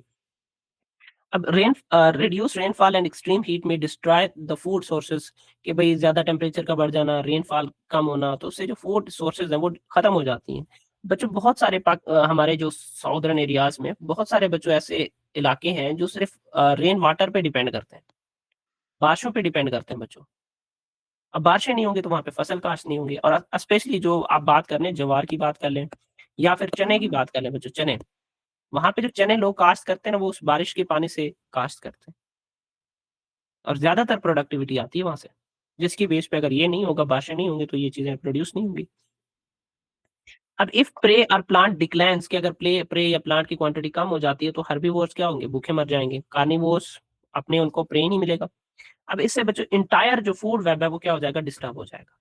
अब उसके बाद बच्चों थ्रेट ऑफ एक्सटेंशन, ज़ाहिर-सी बात है बच्चों, बहुत सारी स्पीशीज़ ऐसे होती हैं जो क्विकली इस एनवायरनमेंट को, इस तरह की कंडीशन को अडॉप्ट नहीं कर सकती, ना ही वो किसी न्यू हैबिटेट की तरफ मूव कर सकते हैं, जिससे वो जो स्पीशीज़ है उसके जो एक्सटेंशन होने के जो रिस्क है वो बढ़ जाते हैं। और एक्सटिंक्शन हम किसे कहते हैं, कि जब completely disappearance of species from earth, कि अर्थ से अगर कोई स्पीशीज़ कंप्लीटली या मुकम्मल तौर पर क्या हो रही है, गायब हो रही है। अब rapid climate change increases the extinction rates worldwide, कि अगर रिपीट क्लाइमेट चेंज आ रही है तो उससे फिर बहुत सारी स्पीशीज़ फौरन क्या हो जाएँगी, खत्म हो जाएँगी। उस टेम्परेचर को बर्दाश्त ही नहीं कर पाएँगे और उसके बाद क्या होंगे, वो मर जाएँगे। नेक्स्ट हमने पढ़ना है climate change impact on oceanic system. ठीक है, हमने कहा कि जो लॉन्ग टर्म चेंजेस आ रही हैं क्लाइमेट्स में, उससे हमारा जो लैंड है या फिर आप बात कर लें हमारा जो इकोसिस्टम है बच्चों, वो डिस्टर्ब होता है। ठीक है, और इसी तरीके से बच्चों ये ना सिर्फ लैंड्स पे बल्कि जो ओशियन है बच्चे, उस पे भी उसका नेगेटिव इम्पैक्ट होता है बच्चों। ठीक है, ओशियंस पे भी उसका क्या होता है, नेगेटिव इम्पैक्ट होता है। ठीक है, अब आपको पता है बच्चों जैसे अर्थ पे बहुत सारी स्पीशीज पाई जाती हैं, इसी तरीके से ओशंस में भी बहुत सारे स्पीशीज हैं। अब जिसकी एग्जांपल में आप कह सकते हैं बच्चों कि कुछ जू प्लैंक्टन्स की बात कर लें, जू प्लैंक्टन्स। ठीक है, अब इसी तरीके से बच्चों फाइटोप्लैंक्टन्स की बात कर लें, फाइटोप्लैंक्टन्स। एक मिनट, हाँ, फाइटोप्लैंक्टन्स की बात कर लें, और इस उसके अलावा बच्चों आप लोग बात कर लें किसकी, एल्गा की बात कर लें, फिशेस की बात कर लें। ठीक है, और भी ऐसे बच्चों बहुत सारे माइक्रो मतलब एनिमल्स हैं, माइक्रो प्लांट्स हैं जो कि इस ओशंस में रहती हैं। ठीक है। अब ज़ाहिर-सी बात है, जब क्लाइमेट चेंज हो रही है, मुख्तलिफ फैक्टर्स बीच में आ रहे हैं, तो ये इनकी जो लाइफ़ है बच्चों, वो भी क्या हो जाती है, डिस्टर्ब हो जाती है। इवन बहुत सारे एम्फिबियंस भी बच्चों आपको पता है बीच में शामिल हैं, कि वो वाटर एनवायरनमेंट में रहते हैं। ये सारे के सारे क्या हो जाते हैं बच्चों, डिस्टर्ब हो जाते हैं। तो रीड करते हैं बच्चों कि climate change effects ocean ecosystem in 3 ways. 3 तरीके से बच्चों जो क्लाइमेट चेंज है, वो ओशंस को क्या करता है बच्चों, डिस्टर्ब करता है। फर्स्ट क्या है बच्चों, राइज इन ओशन टेम्परेचर, कि ओशन का जो टेम्परेचर है वो बढ़ जाता है। डिक्रीज इन ओशन पीएच, जो ओशन की जो पीएच है उसमें कमी आ सकती है, जिसकी बेस पे एसिडिटी बढ़ जाती है। अब उसके बाद effect of growth and distribution of ocean biodiversity. अब उसके बाद बच्चों इन्हीं ये जो ये क्लाइमेट चेंज है, इसकी बेस पे जो ओशियानिक जो बायोडाइवर्सिटी है बच्चों, वहाँ पे जितनी भी उनकी ग्रोथ है, उनकी रिप्रोडक्शन है, उनकी जो डिस्ट्रीब्यूशन है, वो इम्पैक्ट हो जाती है। किसी फिशीज एक स्टेबल एनवायरनमेंट को ढूंढने की कोशिश करेगा, फॉर एग्जांपल फिशेज है, अगर कहीं पे वो नेटिव है लेकिन वहां पे एनवायरनमेंट डिस्टर्ब हो जाए, तो उसकी बेस पे वो माइग्रेट करती हैं। ठीक है, अब जब माइग्रेट करेंगे या किसी दूसरे साइड पे जाएंगे, तो उनकी इससे उनकी जो डिस्ट्रीब्यूशन है वो भी डिस्टर्ब हो जाती है। ग्रोथ तो अल्टीमेटली उनका इम्पैक्ट होता ही होता है। अच्छा, climate change impacts on oceanic temperature. Ocean temperature is influenced by multiple climate related factors, के बहुत सारे ऐसे फैक्टर्स होते हैं जिसकी बेस पे जो इसका टेम्परेचर है वो इन्फ्लुएंस होता है, मुतासिर होता है। The oceans play a major role in absorbing excess heat from the atmosphere. आपको पता है बच्चों, जो वाटर ओशंस है, जाहिर सी बात है उसमें वाटर है, और ये क्या करता है बच्चों, हीट को एब्जॉर्ब करता है। हीट को एब्जॉर्ब करता है। जहाँ पे इसके हीट एब्जॉर्ब करने के फायदे हैं, वहाँ पे नुकसान भी है। ठीक है, हम अक्सर heat of vaporisation of water पढ़ते हैं कि द अमाउंट ऑफ एनर्जी, ठीक है, या वाटर की वो एबिलिटी कि ये ज़्यादा से ज़्यादा हीट को एब्जॉर्ब करती है, और मिनिमम उसमें जो टेम्परेचर चेंजेस हैं वो आती हैं। ठीक है, तो अब यहाँ इसका फायदा ही है, लेकिन दूसरी तरफ ये है कि बच्चों वो जो वाटर को एब्जॉर्ब करता है, एक टेम्परेचर बढ़ रहा है, तो उससे वो जो स्पीशीज है उनके लिए वो एनवायरनमेंट सूटेबल नहीं होता, वो टेम्परेचर सूटेबल नहीं होता। टेम्परेचर को छोड़ें, ठीक है, चलें, टेम्परेचर का भी एक और बात ये है कि बच्चों जब टेम्परेचर बढ़ता है ना, तब जो ऑक्सीजन डिसॉल्विंग कैपेसिटी है, ठीक है, वो कम हो जाती है। जिसको मेरे ख्याल से आगे दिया हुआ है ये भी, कि वाटर में जो ऑक्सीजन है वो उसका जो पार्शियल प्रेशर है वो कम हो जाता है जब टेम्परेचर बढ़ता है। तो आपको पता है उन स्पीशीज को ऑक्सीजन की कमी होगी, ज्यादा टेम्परेचर बढ़ा तो वो दम घुटने से मर जाएंगे। Rising ocean temperature have long term ecological and climate consequences, कि भाई अगर टेम्परेचर बढ़ जाए तो उससे लॉन्ग टर्म इकोलॉजिकल या क्लाइमेट जो कॉन्सिक्वेंसेस है उसका सामना हो सकता है। अब फर्स्ट बच्चों, global warming and greenhouse gas. इसमें बच्चों human activities such as burning of fossil fuels और इसी तरीके से डिफॉरेस्टेशन, ये मेजर रीजन है ग्लोबल वार्मिंग के। And increase the green house gas concentration, इससे जो ग्रीन हाउस गैसेस की जो कंसंट्रेशन है वो बढ़ जाती है। मुझे रिकॉल करवा दें कौन कौन से ग्रीन हाउस गैसेस हैं, पता है? CO2, और CFC, और नाइट्रस ऑक्साइड, SO2, और मीथेन, मीथेन पहले मीथेन। मीथेन पहले लिख लिए मैंने। तो ये बच्चों क्या है, ग्रीन हाउस गैसेज हैं, इनकी कंसंट्रेशन बढ़ जाए तो ये क्या करती हैं, जो अल्ट्रावायलेट रेडिएशंस है बच्चों, इनको ट्रैप कर लेते हैं, एटमॉस्फेयर से वापस जाने नहीं देते, जिसकी बेस पे जो टेम्परेचर है एटमॉस्फेयर का वो बढ़ रहा है। मुझे ये बता सकते हैं कि ओजोन लेयर एटमॉस्फेयर में किस जगह मौजूद है? स्ट्रेटोस्फीयर। हाँ, ओजोन लेयर, ठीक है, कि वो जो ओजोन लेयर है वो स्ट्रेटोस्फीयर।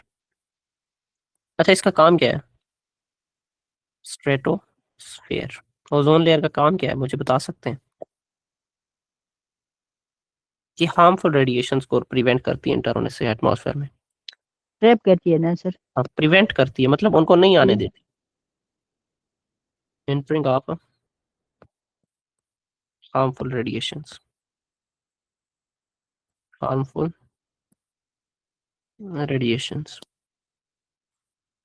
अच्छा, आगे चलते हैं बच्चों की greenhouse gases trap the heat in atmosphere, के वो हीट को ट्रैप कर लेते हैं। Oceans absorb most of this excessive heat leading to the high water temperature, के ओशंस का जो वाटर टेम्परेचर है वो बढ़ जाता है जब वो जो वाटर है वो एक्सेसिव हीट को, या ओशन है वो जब एक्सेसिव हीट को क्या करती है, एब्जॉर्ब करती है। High heat capacity of the oceans, कि उनमें ये एबिलिटी होती है कि वो ज़्यादा से ज़्यादा हीट को एब्जॉर्ब करते हैं और स्टोर करते हैं विदाउट इमीडिएट टेम्परेचर चेंजेस, कि टेम्परेचर में फ़ौरन चेंज नहीं होता, क्यों? क्योंकि ये ज़्यादा से ज़्यादा हीट को एब्जॉर्ब करके मिनिमम टेम्परेचर चेंज शो करते हैं। Over time this stored heat causes graduate but long term increase in temperature. फिर ऐसा ऐसा से ये जो हीट स्टोर हो रही है इसकी बेस पे जो long term increase in oceanic temperature है बच्चों वो बढ़ जाता है। मतलब लंबे अरसे तक जो ना ऐसा समझ लें ये जो वाटर है वो वाटर है हीट को स्टोर करता रहेगा। अल्टीमेटली क्या होगा, ठीक है, वो टेम्परेचर एक्यूमुलेटिवली बढ़ जाएगा। अब large surface area of oceans, आपको पता है बच्चों कितना 70% ऑफ जो अर्थ सरफेस है वो ओशन से कवर्ड है, सी वगैरह से कवर्ड है। उसके बाद they absorb approximately 90% of the atmospheric heat के 90% जो एटमॉस्फेरिक हीट है उसको क्या करते हैं वो एब्जॉर्ब करते हैं। This makes ocean the largest heat reservoir in climate system के हमारा जो क्लाइमेट सिस्टम है, हमारा जो इकोसिस्टम है उसमें सबसे ज्यादा अगर कोई हीट को कैप्चर करने वाला है तो वो ओशंस है। अब ocean circulation and heat distribution, आपको पता है कि बहुत सारे ओशनिक जो करंट्स हैं, वेव्स हैं, वो जनरेट होती हैं। अब यही जो वेव्स हैं इसकी वजह से जो हीट है वो पूरे उस अर्थ में, ठीक है, कभी वेव्स इस साइड पे करंट जा रही होती हैं, कभी इस साइड पे जा रही होती हैं, तो इससे जो वाटर है उसमें जो हीट है वो प्रॉपरली डिस्ट्रीब्यूट हो जाता है और इसी के बेस पे बच्चों जो क्लाइमेट जो बैलेंस है वो भी मेंटेन रहता है। Climate change is altering the current patterns. अब जब क्लाइमेट चेंज है, ठीक है, उससे जो करंट पैटर्न्स हैं वो चेंज हो जाती हैं और जो हीट डिस्ट्रीब्यूशन है बच्चों वो भी क्या हो जाती है, डिसरप्ट हो जाती है, प्रॉपर्ली हीट डिस्ट्रीब्यूट नहीं होता। अब की oceanic currents and phenomena, several major oceanic currents regulate the globe climate. मतलब बहुत सारे ऐसे वेव्स जनरेट होती हैं जो हीट को रेगुलेट कर रहे होते हैं, वो एक नॉर्मल पैटर्न की बात कर रहे हैं। Climate change effects the strength and the behaviour of this system, कि अब जब क्लाइमेट चेंज होगा तो इन वेव्स की जो पैटर्न है, बनने के जो पैटर्न है वो डिस्टर्ब हो जाएंगे और हीट की प्रॉपर डिस्ट्रीब्यूशन नहीं होगी। अगर हीट की प्रॉपर डिस्ट्रीब्यूशन नहीं होगी तो एक साइड पे जो टेम्परेचर है वो बढ़ जाएगा और दूसरे साइड पे जो टेम्परेचर है वो क्या हो जाएगा, कम हो जाएगा। अब बच्चों एक गल्फ स्ट्रीम है, a powerful way warm ocean current. बच्चों ये देखें, ये साउथ अमेरिका है, ये नॉर्थ अमेरिका है। अब बच्चों क्या होगा कि ये गल्फ ऑफ मेक्सिको है, ये यहाँ से बच्चों, ठीक है, अब ये इसी एरिया से, यहाँ से ये जो नॉर्थ अमेरिका, यहाँ से बच्चों क्या होता है कि ये जो करंट है, वाटर करंट है, वो जनरेट होती हैं और यहाँ से होके ये पूरा का पूरा जो यूरोप वाली साइड है, इस सारे वगैरह को ये क्या करती हैं, जो वेव करंट्स है वो जनरेट होती हैं और डिस्ट्रीब्यूट होती हैं इस साइड पे। अब इससे क्या है कि जो टेम्परेचर है वो इस पूरे नॉर्थ अमेरिका वाली साइड पे और दूसरा ये यूरोप और साथ में कुछ एरिया आप बात कर लें अफ्रीका, इस यहाँ पे जो टेम्परेचर है इसको ये क्या करते हैं, ऐसा समझ लें, रेगुलेट करते हैं। ठीक है, अब regulates the climate of the North Atlantic region. और नॉर्थ अटलांटिक रीजन बच्चों आप इसकी बात कर लें, ये है अटलांटिक ओशन और ये बच्चों साउथ साइड है और ये बच्चों नॉर्थ है। तो ये ज़ाहिर सी बात है नॉर्थ वाली साइड पे ये ज़्यादा मौजूद है क्योंकि इस साइड पे नॉर्थ अमेरिका है या ग्रीनलैंड है। और मज़े की बात ये कि आपको पता है ना कि इसी ग्रीनलैंड पे जो ट्रम्प है वो कब्जा करने की कोशिश कर रहा है, पता है ना? यस। ठीक है, आजकल सुबह जब भी उठते हैं तो न्यूज़ में यही आता है कि भाई हम ग्रीनलैंड को ईजी या हार्ड वे से रिसीव करेंगे जैसे भी होगा। तो क्योंकि नॉर्थ अमेरिका जो ये आपका अमेरिका है बच्चों, वो भी इस नॉर्थ अमेरिका में, इस नॉर्थ अमेरिका में मेजर 2 कंट्रीज़ हैं बच्चों। नॉर्थ अमेरिका में मेजर 2 कंट्रीज़ हैं, एक है बच्चों इसमें कनाडा और दूसरा है बच्चों इसमें अमेरिका, यूएस। ठीक है, अब यूएस चाहता है कि मैं इस पे जो ना वो क्या करूं, कब्जा करूं। अच्छा, अब उसके बाद बच्चों के क्या है कि जो गल्फ स्ट्रीम है, a powerful warm oceanic current regulate the climate of the North Atlantic region. The changes in its flow can significantly effect the regional climate. अगर इसके पैटर्न में चेंज आ जाए तो रीजनल जो क्लाइमेट है वो मुतासिर हो सकती है। ठीक है, मतलब जिस साइड पे ये वेव्स जाती हैं अगर उनकी डायरेक्शन सिर्फ वन साइडेड हो जाए तो उस साइड का जो टेम्परेचर है, उस साइड का जो रीजन है वो डिस्टर्ब हो सकता है, वहाँ का क्लाइमेट चेंज हो सकता है, वहाँ का जो इन्वायरमेंटल टेम्परेचर है वो बढ़ सकता है। अब Atlantic meridional overturning circulation AMOC, अब इसमें क्या है कि बच्चों जो ट्रांसपोर्ट, मतलब ये जो पैटर्न ऑफ वेव्स है, इससे क्या होता है कि जो वार्म वाटर है वो पूरे नॉर्थ अटलांटिक साइड पे क्या होता है, ट्रांसपोर्ट होता है। ठीक है, ये अटलांटिक ओशन है नॉर्थ साइड पे, ये इस पूरे रीजन की बात कर ले, मतलब ऊपर वाला सारा रीजन। मैं कलर चेंज कर दूं, इस साइड की बात कर रहा है।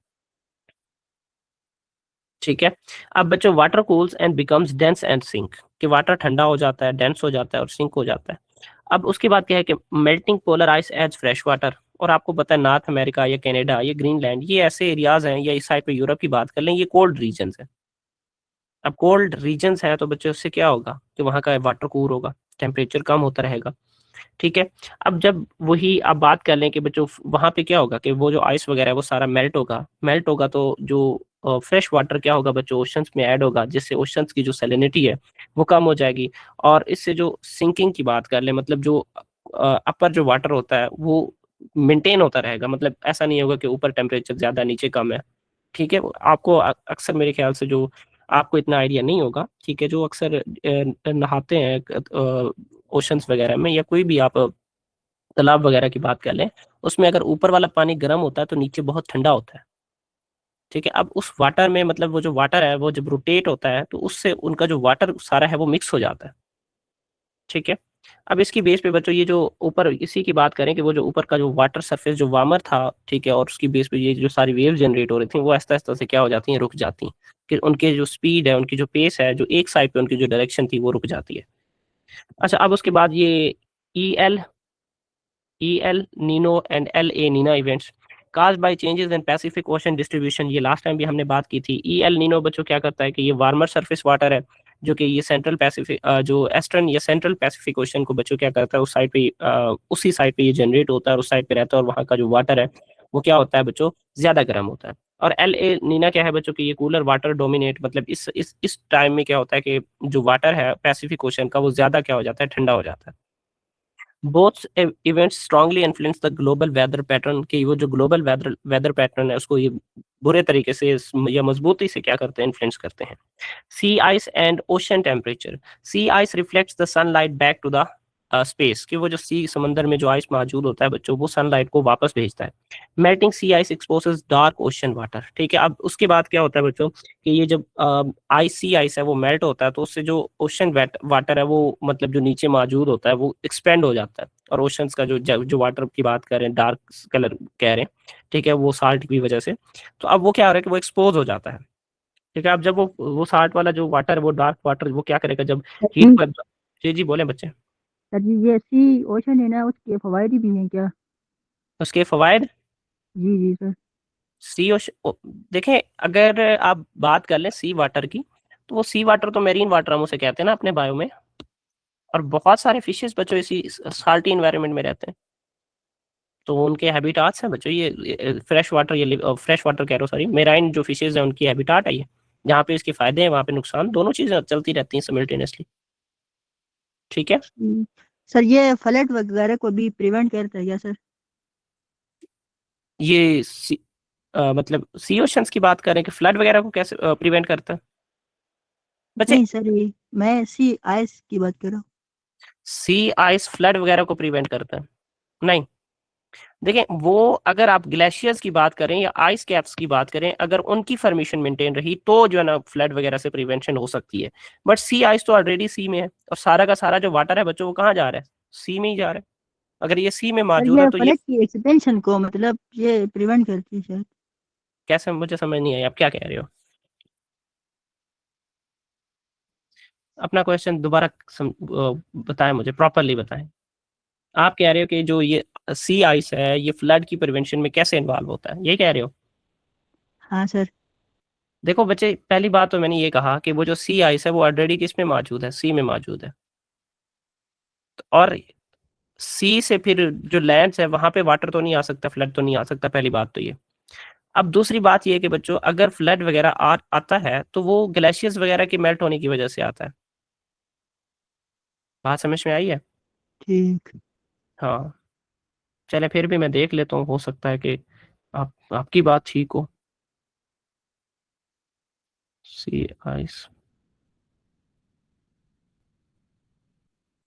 और दूसरी वो जो समुद्री सी स्टॉर्म्स आती हैं वो एक अलग चीज है बच्चे, प्रिवेंशन।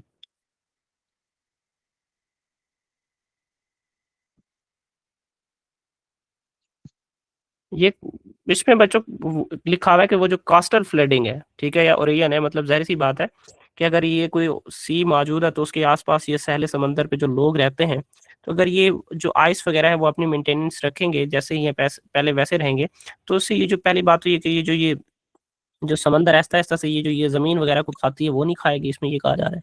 और दूसरी ये कि ये जो कोस्टल है वो मेंटेन रहेगा, उसकी शेप मेंटेन रहेगी। इसको कोस्टल फ्लडिंग आप कह सकते हो, बाकी जो नॉर्मल वो वाला फ्लडिंग है वो नहीं है। Is it clear? ठीक है सर, आंसर मिल गया सर। हाँ, अच्छा, अब this creates a positive feedback mechanism accelerating the ocean warming. अब इसमें ये है कि बच्चों हमने बात की कि डार्क वाटर क्या करता है, ज़्यादा से ज़्यादा वाटर को हीट को एब्ज़ॉर्ब करता है और जिसकी बेस पे क्या होता है कि वो जो ग्लोबल वार्मिंग है या ओशन वार्मिंग है वो बढ़ जाती है, ज़्यादा हो जाती है। अब उसके बाद बच्चों scientific inquiry, thermal expansion. Thermal expansion ये है कि वाटर जब क्या करता है बच्चों, ओशन वाटर जो है ना वो एक्सपेंड हो जाता है, मतलब और इस प्रोसेस को हम किसका नाम देते हैं, थर्मल एक्सपेंशन का नाम देते हैं। Thermal expansion is major contributor of rising sea level. ठीक है कि वाटर वाटर मॉलिक्यूल्स का एक्सपेंड होके जो ना उनकी काइनेटिक एनर्जी का बढ़ जाना एक्सेट्रा। तो इस चीज़ की वजह से हम उसे इस चीज़ को नाम दे रहे हैं थर्मल एक्सपेंशन का, और इससे जो सी लेवल है वो राइज हो जाता है, मतलब अबव आ जाता है। ठीक है, और इससे जो आसपास के जो एरियाज हैं वो मुतासिर होती हैं। यहाँ तक बात ओके है, जल्दी बताओ। अच्छा बच्चों, आगे है climate change impact on acid ocean acidification. देखें आपको पता है बच्चों, जो ओशन है वो चाहे वो वाटर ही है, जहाँ पे बच्चों वो ऑक्सीजन को एब्जॉर्ब करता है, जहाँ पे वो क्या करता है, ऑक्सीजन को बच्चों एब्जॉर्ब करता है, वहां पे वो क्या करता है, कार्बन डाइऑक्साइड को बच्चों एब्जॉर्ब करता है। अब होता ये है कि अगर एटमॉस्फेयर में कार्बन डाइऑक्साइड की कंसंट्रेशन ज्यादा हो जाए तो वो उस ओशन में बच्चों क्या होने लग जाती है, एब्जॉर्ब होने लग जाती है। ये बात समझ में आई है कि Yes. अगर कार्बन डाइऑक्साइड की जो क्वांटिटी है वो उस एटमॉस्फेयर में ज्यादा हो जाए तो वो बच्चों एब्जॉर्ब हो जाती है कहाँ पे, ओशंस में, इन ओशन। अब अगर बच्चों ये कार्बन डाइऑक्साइड ओशंस में एब्जॉर्ब हो जाता है तो वो कार्बन डाइऑक्साइड उसी वो जो वाटर है उसके साथ बच्चों ये मिल के बना देता है कार्बोनिक एसिड। अब बच्चों ये जो कार्बोनिक एसिड है ये अनस्टेबल होता है और ये स्प्लिट हो जाता है बच्चों किस में, कि बाइकार्बोनेट आयंस में और साथ में बच्चों हाइड्रोजन आयंस में। अब जब बच्चों हाइड्रोजन आयंस की क्वांटिटी ज्यादा होगी तो इससे बच्चों क्या होगा, जो पीएच है ओशन की वो बढ़ जाएगी, पीएच की pH कम हो जाएगी। पीएच कम हो जाएगी, ओशन की पीएच बढ़ जाएगी। अब अगर बच्चों पीएच कम हो जाएगी तो उससे क्या होगा कि वो जो फिशेस वगैरह हैं उसके लिए वो एनवायरनमेंट फिर सूटेबल नहीं होगा। ठीक है, फिशेस क्या करेंगी बच्चों, स्ट्रेस फील करेंगी, क्या फील करेंगी, Stress feel स्ट्रेस। करेंगे। हाँ ठीक है, चलें इसकी रीडिंग करते हैं आगे कि ओशंस एज कार्बन सिंक, कि ocean absorb about 30% of excess atmospheric carbon dioxide, की वो 30% आपके एटमॉस्फेयर का ओशन अब्जॉर्ब करता है। This reduces atmospheric carbon dioxide level, के एटमॉस्फेयर का जो कार्बन डाइऑक्साइड है वो कम हो जाता है।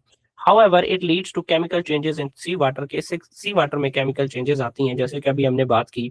ठीक है, कि वो जो कार्बन डाइऑक्साइड है वो वाटर के साथ रिएक्ट करके कार्बोनिक एसिड बनाता है, कार्बन एसिड अनस्टेबल होता है और वो बाइकार्बोनेट और हाइड्रोजन आयन में टूट जाता है। इस दौरान बच्चों क्या बनता है, हाइड्रोजन आयंस बनता है। अब ये जो हाइड्रोजन आयंस है बच्चों ये क्या करता है, फिर जाहिर सी बात है जो पीएच है उसको क्या कर देगा, इंक्रीज कर देगा।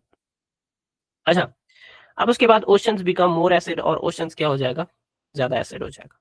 और एक और चीज भी है मेरे ख्याल से आगे, यहाँ पे वो पूरा नहीं है, कि पोलर ओशंस एसिडिफाई फास्टर, कि मतलब जो पोलर ओशंस हैं जहाँ पे वाटर कूलर होता है वो कह रहे हैं जितना कूलर होगा वो उतनी कार्बन डाइऑक्साइड को एब्जॉर्ब करेगा, जितना कूलर होगा उतनी ही ज्यादा क्या और करेगा। कार्बन डाइऑक्साइड ट्रैप हाँ, करेगा।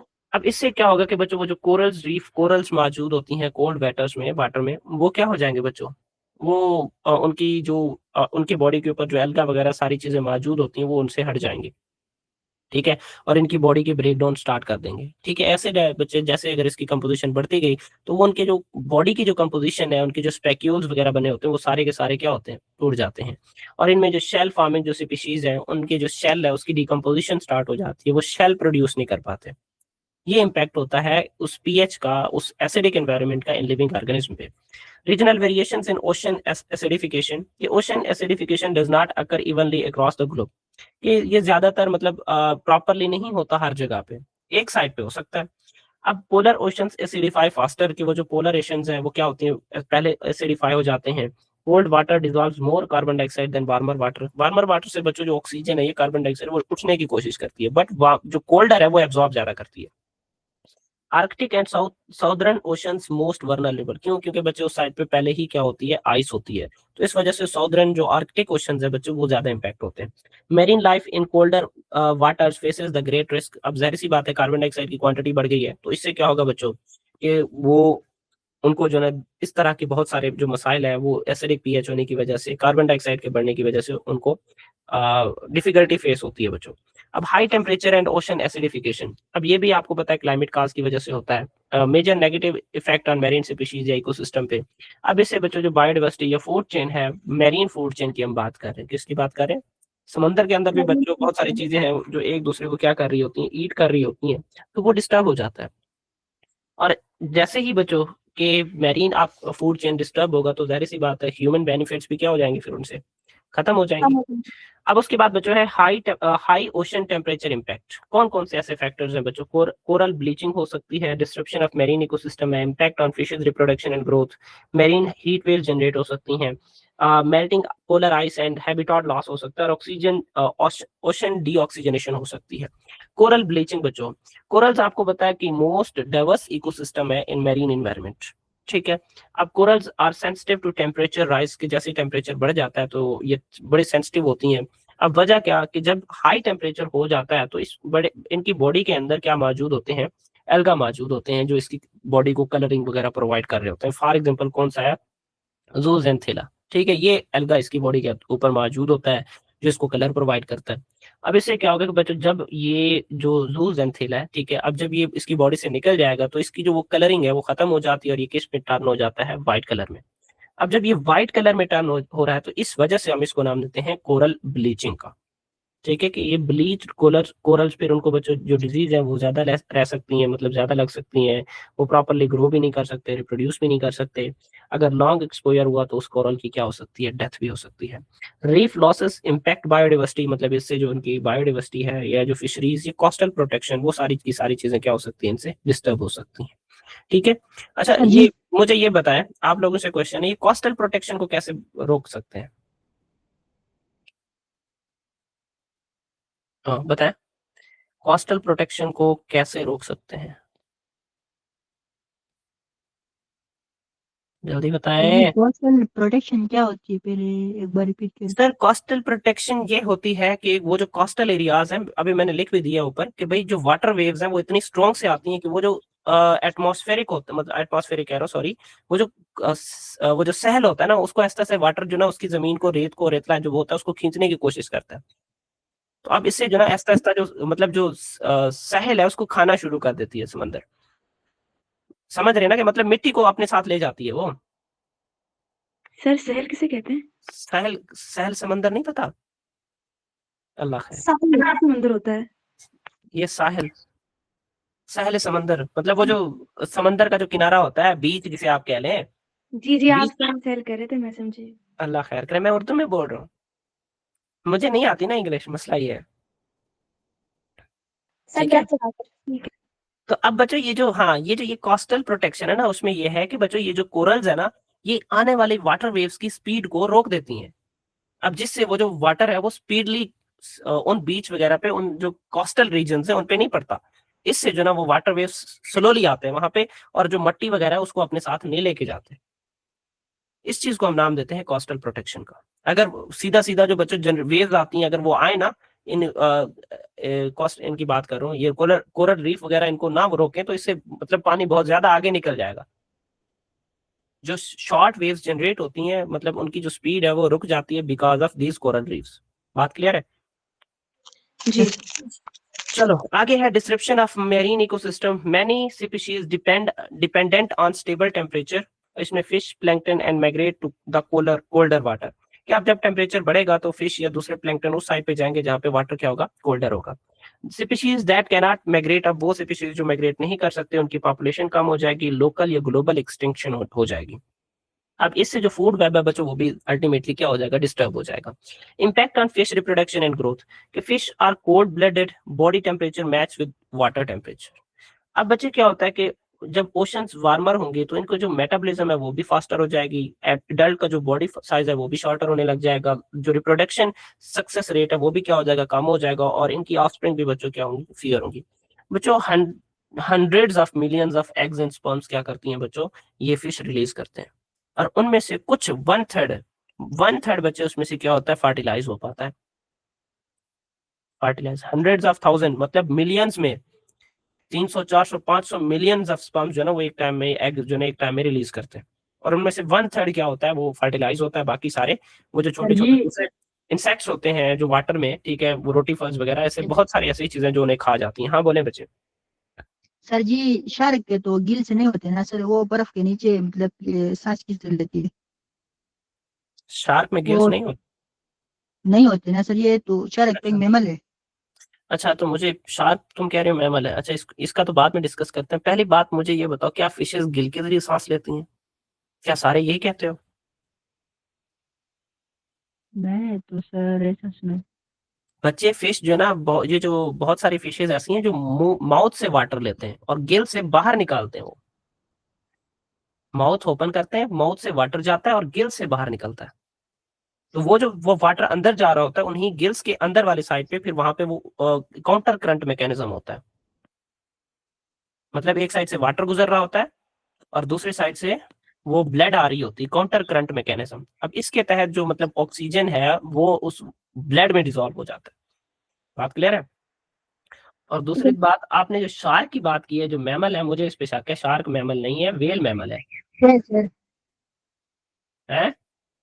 शार्क मैमल है सर। हाँ सही कह रहे हो ना। तो शार्क शार्क जो है ना बच्चे, वो कार्टिलेजिनस फिश है, इसको हम कॉन्ड्रिक्थीज कहते हैं। Cartilaginous fishes, Chondrichthyes. सर जी उसका मतलब वो बच्चों को दूध पिलाती है ना सर? वो वेल्स है बच्चों, वो वेल है। हाँ। वेल। अच्छा, एक सेकंड चीज ये भी है बच्चों कि हर वो मैमल जो बच्चों को दूध पिलाती है, ठीक है, मतलब सारे मैमल नहीं पिलाते। ठीक है। अच्छा, तो आगे चले। यस। शार्क क्या है बच्चों? कार्टिलेजिनस फिश है, इसमें कोई बोन वगैरह नहीं होता। अब उसके बाद तो बच्चों फिर वेल मैरीन। होगी ना सर? क्या हुआ है? वेल होगी ना सर, मैमल। वेल में, हाँ वेल मैमल है, वेल मैमल है। अब सडन एक्सट्रीम वार्मिंग पीरियड्स, मतलब कभी कभी ऐसा होता है कि टेम्परेचर ज्यादा बढ़ जाता है, तो उसकी बेस पे क्या होगा कि ओशियन जो इन्वायरमेंट है वो क्या हो जाएगा, ज्यादा चेंज हो जाएगा, मोर फ्रिक्वेंटली हो जाएगा ड्यू टू क्लाइमेट चेंज। ठीक है, कि कभी कभी क्लाइमेट चेंज बच्चों इतनी ज्यादा हो जाती है कि वो जो इन्वायरमेंट है वो ज्यादा गर्म हो जाता है। अगर गर्म हो जाता है तो वो जो मेरीन ऑर्गेनिज्म है उनकी डेथ हो जाती है। उसमें वो फिश हो सकती हैं, शेल फिश हो सकती हैं, या मैमल्स हो सकती हैं। अब melting polar ice and habitat loss, इससे तो आप लोगों को पता है कि जब टेम्परेचर ज्यादा होगा तो आइस मेल्ट होगा।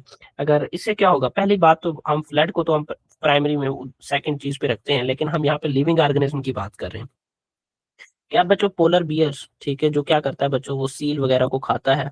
ठीक है, जो सील वगैरह को खाता है, जो कि उस ओशन या बर्फ जो इन्वायरमेंट है उसमें रहते हैं, तो वो नहीं मिलेंगे उससे। ठीक है, इसी तरीके से वर्डसेस और ये पेंगुइन्स, ये वर्डसेस कौन सी स्पीशीज है? ये असल में मैं टू बी ऑनेस्ट मैंने जो है ना इसको देखा नहीं है इतना आज, वरना हमारे सर कहते थे। ये वर्डसेस मेरे ख्याल से जो ना ये सी लायन टाइप है। इस वर्डसेस सी लायन लार्जेस्ट। ठीक है, तो बच्चों ये सी लायन टाइप है, जैसे हमने बात की थी सील की। तो सील और इसमें ये फर्क है कि इसमें जो ना इसकी दांत बाहर निकली हुई होती है। सारे जरा सर्च करें इसको, जल्दी करें। वर्ल्ड ड्रेसेस, इसको सर्च करें जरा, जल्दी करें। आप लोगों को इसका जो ना पता चल जाएगा। वर्ल्ड ड्रेसेस की, इसको देखें जरा किस तरह का ये एनिमल है, जल्दी करें। मैंने पिक्चर्स नहीं डालनी, वरना डाल देता तो और मजा आता। देखो इसको, देख लिया सबने? दो दांत लाइक स्ट्रक्चर बाहर निकले हुए होते हैं एलिफेंट की तरह। एलिफेंट के तो बड़े होते हैं, है ना, इसके छोटे हैं।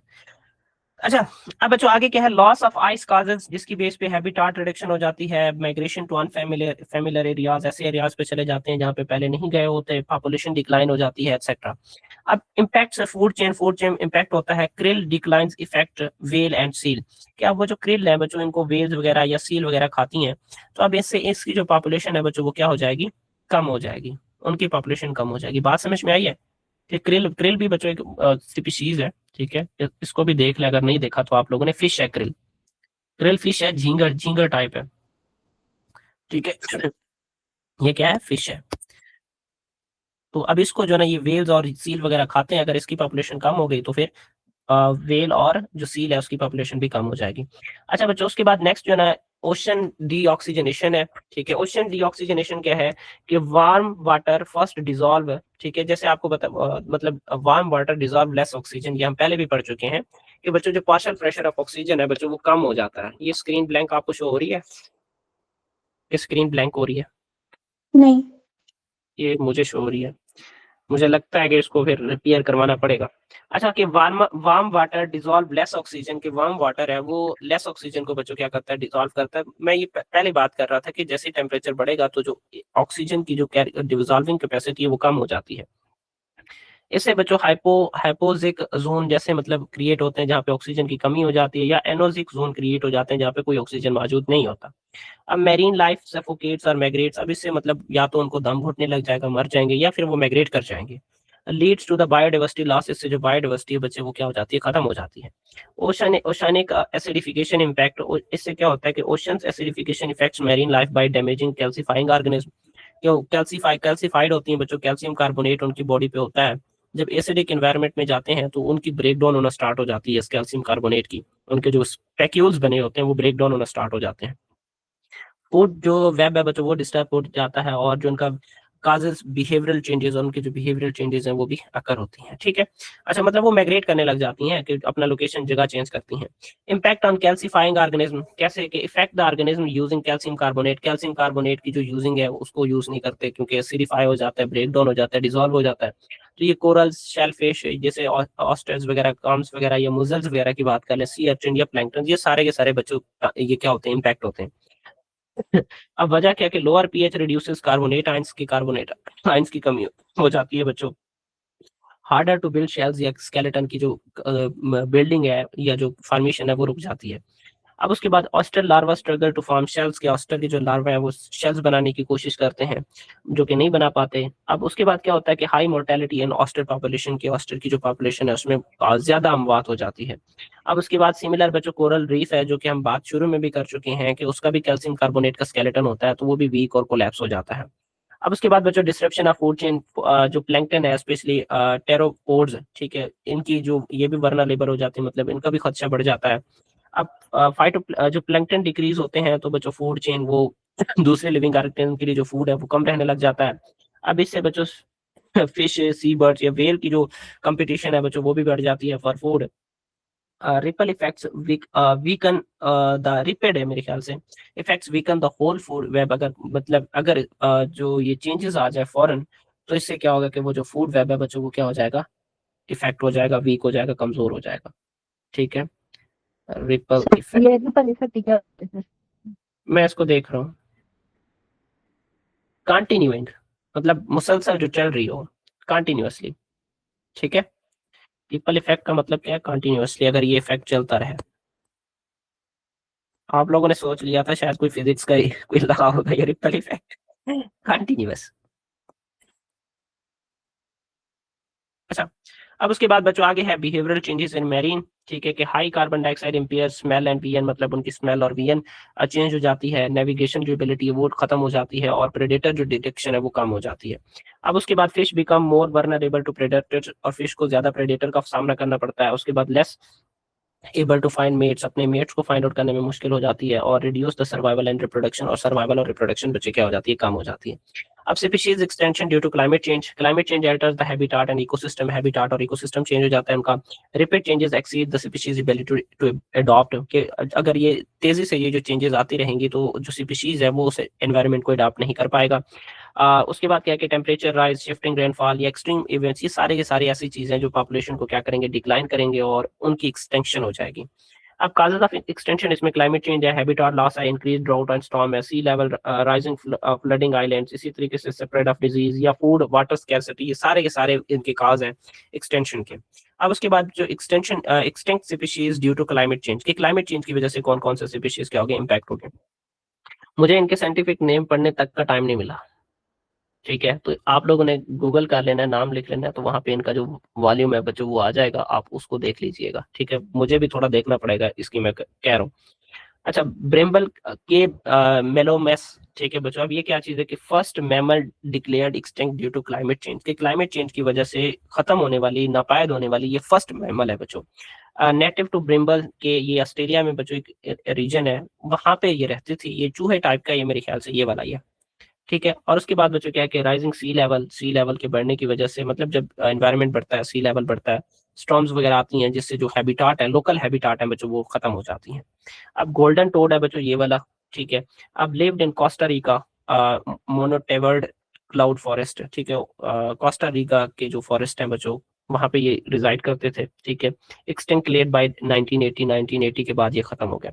क्लाइमेट चेंज की वजह से टेम्परेचर शिफ्ट और ड्राउट आए, disease further decrease the population, और डिजीज ने फर्दर इनकी पॉपुलेशन को कम कर दिया। पिंटा आइलैंड टर्टल्स बच्चों, ये शो हो रहा है आपको। लास्ट मेंबर लिनोसम जॉर्ज डाइड, मतलब उसकी जो लास्ट मेंबर है इस स्पीशीज का, उसका नाम उन्होंने अपने हवाले से उसका नाम रखा था लिनोसम, जैसे वो कहते हैं कि ये हमारा फेवरेट है, इसका नाम ये है। तो ये लीन सम जॉर्ज, ठीक है। अब ये 2012 में इसकी ये आखिरी स्पीशीज थी जो मर गई, हैबिटाट लॉस होने की वजह से और क्लाइमेट चेंज होने की वजह से। Galapagos ecosystem shift to reduce food and water availability. Galapagos island आपको पता है एक किस्म में रिच डाइवर्सिटी थी वहाँ पे, लेकिन फिर वहाँ पे बहुत सारी स्पीशीज क्या हो गई, मर गई। वजह क्या, फूड और वाटर अवेलेबिलिटी ना होने की वजह से। एटिलोपस बच्चों फ्रॉग, ठीक है, सेवरल इनकी स्पीशीज एक्सटिंक्ट हो चुकी हैं।